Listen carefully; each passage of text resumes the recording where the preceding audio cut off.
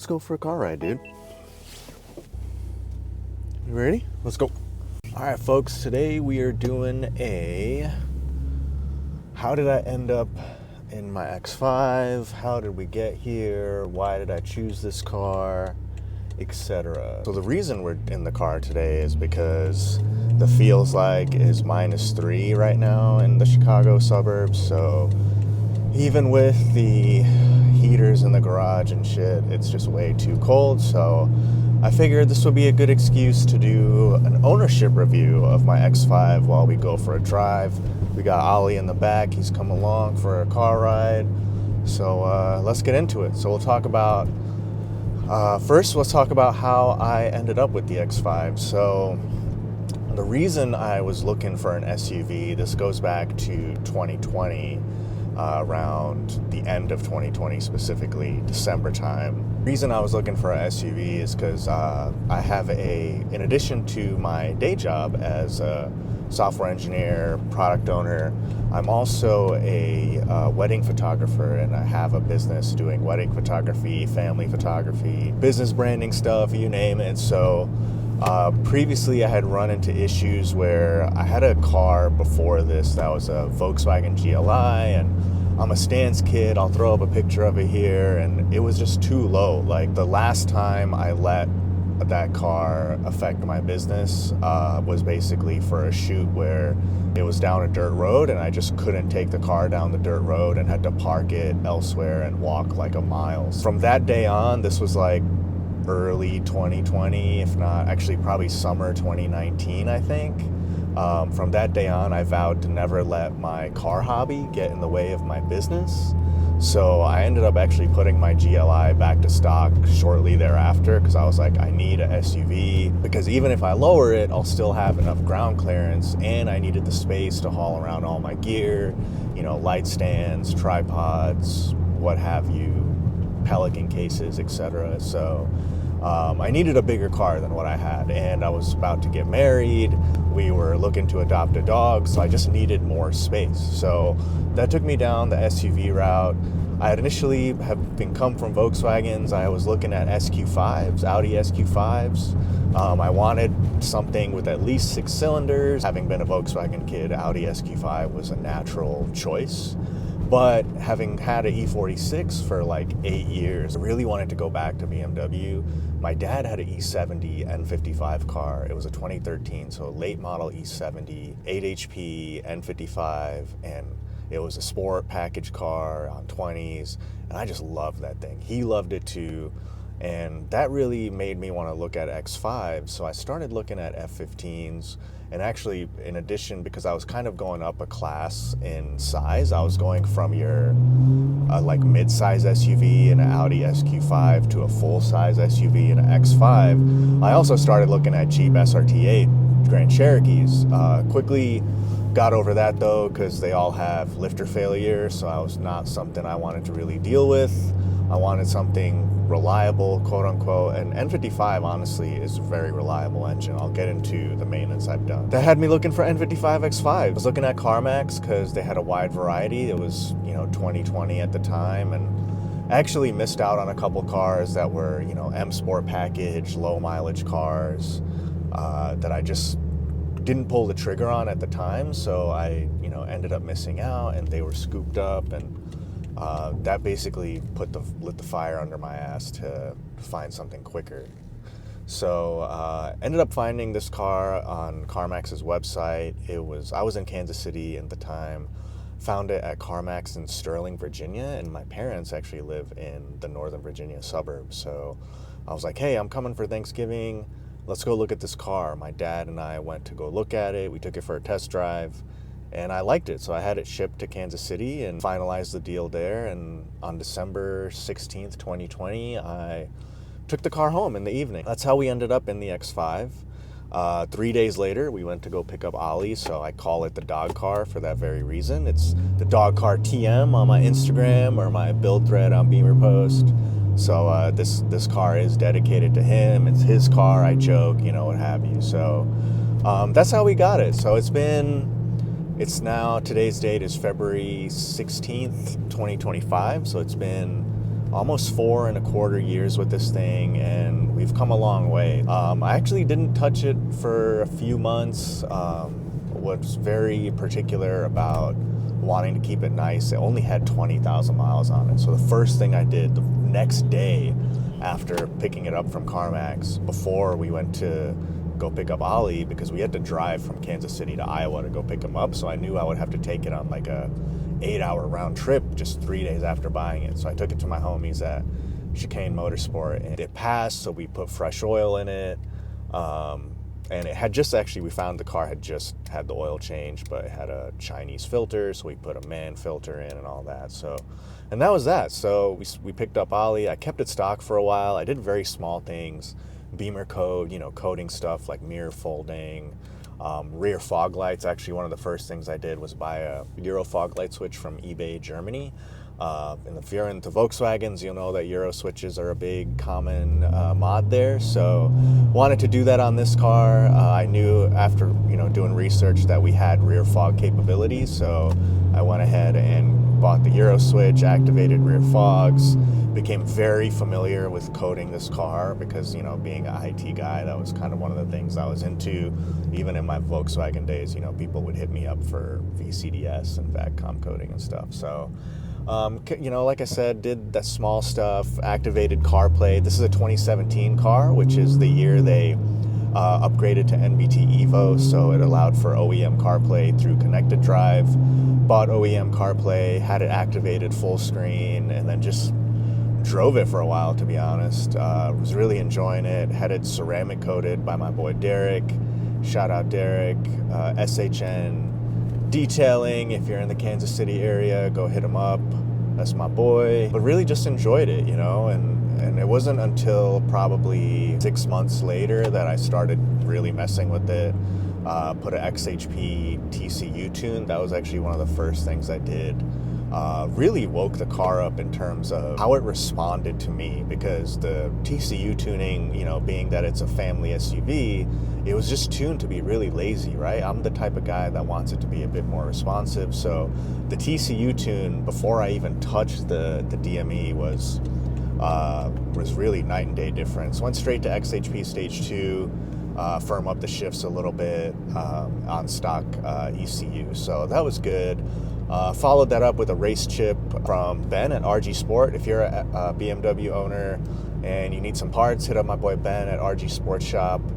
He's based out of Cali, but worked with him on a lot of stuff on this car, actually, to source parts from specifically. So put a race chip on it. Had never really been about the piggyback life, so it was curious, or it was a new experience for me. I enjoyed it. The car responded okay to it. It was the Bluetooth app control where you could essentially add 1 PSI of boost based on what mode you were in, like, right, sport or race. Had that on there for a while. During the year of 2021, I was getting married at the end of 2021, so this car was really road tripping all over the place.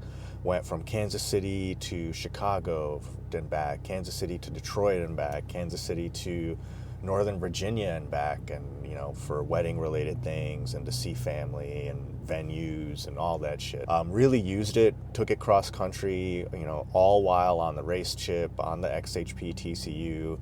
Maintenance wise, the only thing I really did during that year was put fresh plugs in and coil packs. So because the car was still on OE set of plugs, at 40,000 miles we did plug NGK 97506s and S55 L-doors, and those L-doors I still have on the car to this day. Anyone who's talking about B58 coils on N55s, I don't buy it. Just throw that shit in the trash. S55 L-doors all day long. On N55s, I've had those on every stage of the car, even now. Maintenance wise, it wasn't too bad because it was a pretty low mileage car, right? At 40,000 miles, I also, or right around 40, it was a separate service trip from the plugs and the coil packs, but right around 40, I did the full drivetrain service too. Front diff, gearbox, transfer case, and rear diff. That's me being OCD, do with that what you will. ZF recommends themselves gearbox oil changes at 40 to 50,000 miles, so I am just doing what I do best and over maintaining a car. You know, I knew I wanted to keep this thing long term, so I was willing to put in the time and money to over maintain it, because I wanted it and I needed it to get me cross country with my family and stuff and keep us safe. I've always been, that methodology carries over to today. You know, always meticulous with my maintenance. We'll get into that soon. And you know, here we are 4 and a bit years later at 85,000 miles, and I'm still, you know, driving this car only once a week, twice a week now, but it's never let me down, knock on wood, and I don't think it will, to be honest. That was it. And then 2022, after I got married, was when I really started to play with the car. The shop near me in Kansas City finally was able to bench unlock the DME. They got the capabilities in-house, so we bench unlocked it, went straight to stage 1, and then I started really doing the draggy hits. So that's when the draggy bug hit and went to stage 1. But then I went straight to stage 2, put a downpipe on, started playing with ethanol. You know, high pressure fuel pump was still crashing. So then we put a Dorch stage 1 on it. That went down the E50 route, which led down the flex fuel route, and you know, the rest is history. So once we started really playing with it, had Kahai, he's still my boy, shout out Kahai. He tuned it on full flex on E50, and we started doing, you know, proper draggy time. So 3.9 seconds 0 to 60 on stock turbo E50 was on his file. 12 point, I want to say 5 or 4 second quarter mile on stock turbo E50, which is pretty impressive. So we were really able to do stuff with it. And then, you know, I just started to get the bug for more power. I knew I wanted to keep going with drag racing. Started really getting into the YouTube thing and following people like Evolve and, you know, people who were really pushing drag racing in BMWs. And Evolve caught my eye one day because they were doing a lot of VMAX runs with their F80 shop car, and Imran had talked about Mosselman turbos, and he was running Mosselman turbos on his shop car and was putting down crazy numbers. And I was like, you know, never heard of Mosselman. I had heard of Pure and, you know, turbo engineers from my Volkswagen days, but never a Mosselman. So I did my research, looked to be very high quality product, and I reached out to them saying, hey, you know, I want to put this on my X5. Do you think it'll work? And here we are. So when we started doing the turbo upgrade, I decided that was going to be around 60,000 miles. So it was an opportunity to do a big maintenance overhaul too with the turbo upgrade. So 60,000 miles, you know, you want to look into things like you want to put in another fresh set of plugs, right? The last time I had done them was 40. So if you're running ethanol, especially, you want to do plugs, you know, 20 to 30,000 miles.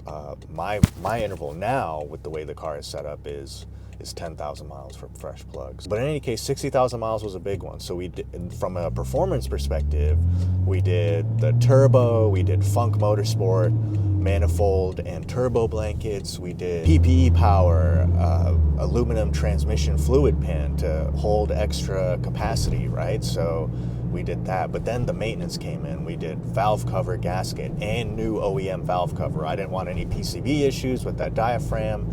Throw on a new OEM valve cover, put on a new OEM valve cover gasket. We did another fresh set of plugs, like I said. We did gearbox fluid change because we were doing the transmission pan. We did new water pump. We did new thermostat because 60,000 miles, right? Not my first rodeo with BMW, so you know, we were really looking to bulletproof this car. And I had already just done the belts and pulleys and threw on a VAC Motorsport crank seal guard while we were at it. So that really all worked out. I think that was a solid job, well done by the team. But that's where we discovered the injectors were failing, because you add more boost, you got to add more fuel, and the injectors started failing. Cylinder 4 specifically, we caught it prematurely. So then we threw in a set of EU5s, and then, you know, I was running out of, we finally got that sorted out, and I was chasing this misfire once we did the turbo for like a month that ended up actually being O2 sensor. So we got the O2 sensors fixed, and shout out Kern417 for helping me figure that out.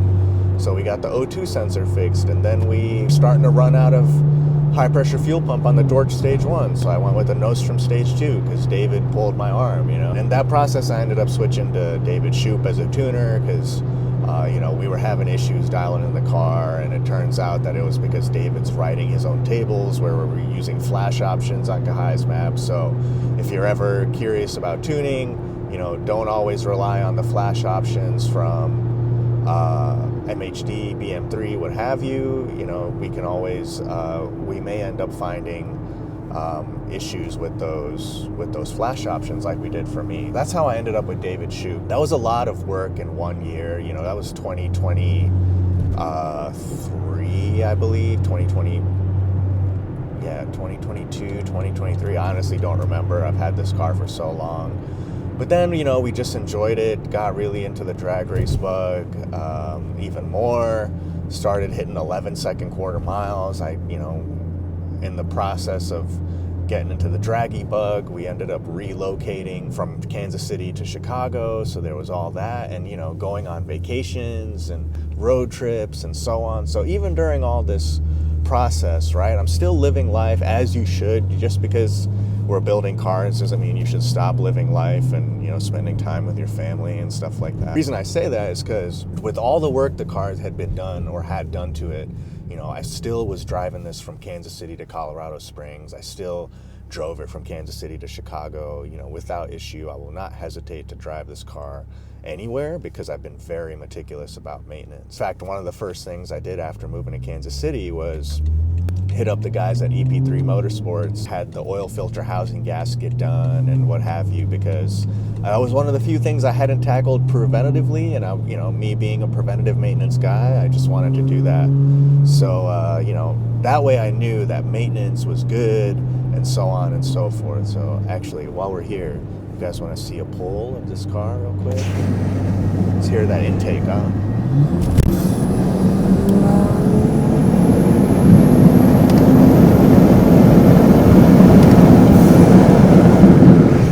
Traction control because of all the salt on the road, so we didn't even have full power there, but you get the idea. So, and I'll get more sound clips of the intake and whatnot. Honestly, this car has been great. I'm now at 85,000 miles. I've been in Chicago for a year and a half. Recently did the rod bearings on it. So we discovered, and I've talked about this a bunch of times, that the oil pan was leaking. So because that job is so big, we said, fuck it, or I said, fuck it. I plan on keeping this car for a while, given everything that's done to it.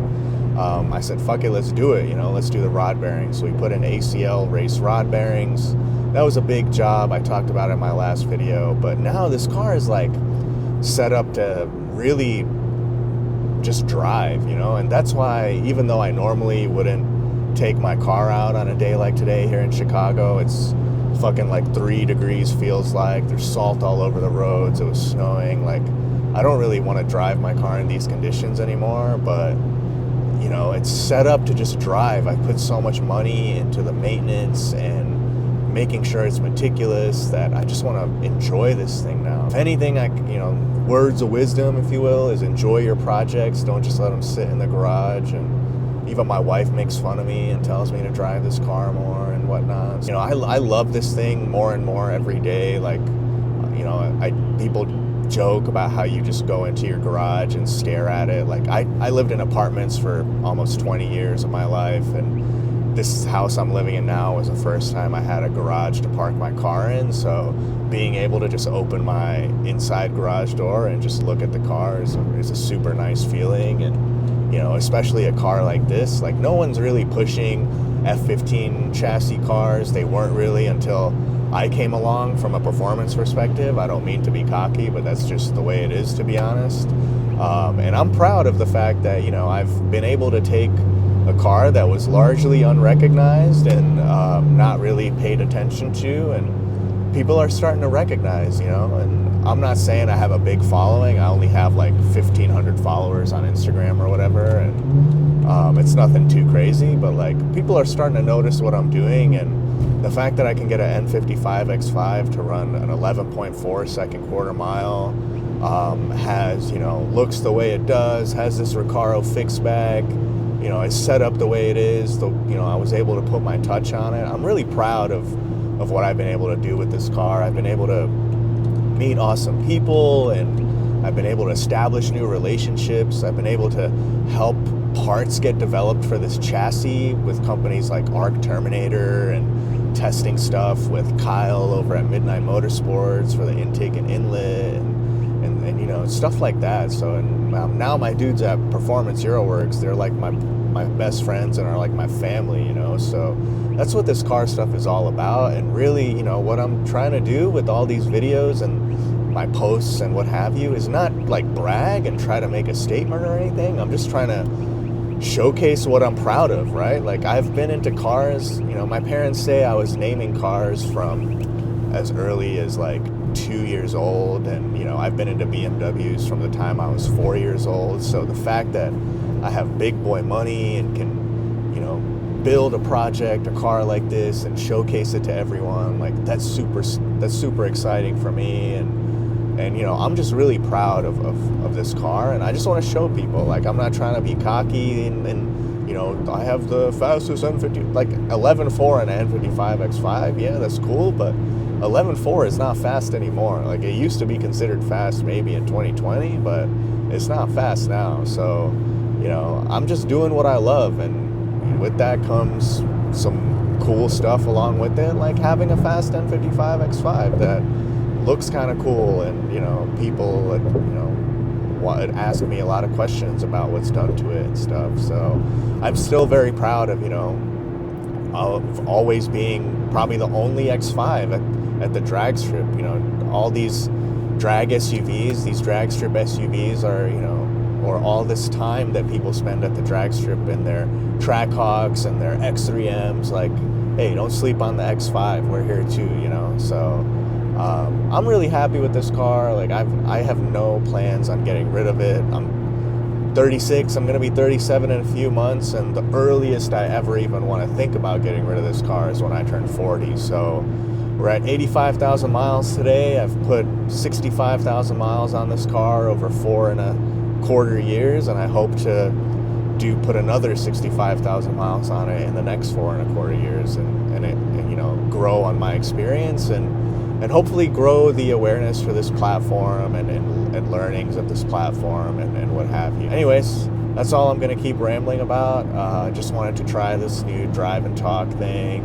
Hope you enjoy it. I've got a new mic setup once again. I went with the DJI stuff this time. I think it's working well. But before that, let's end it on a pull.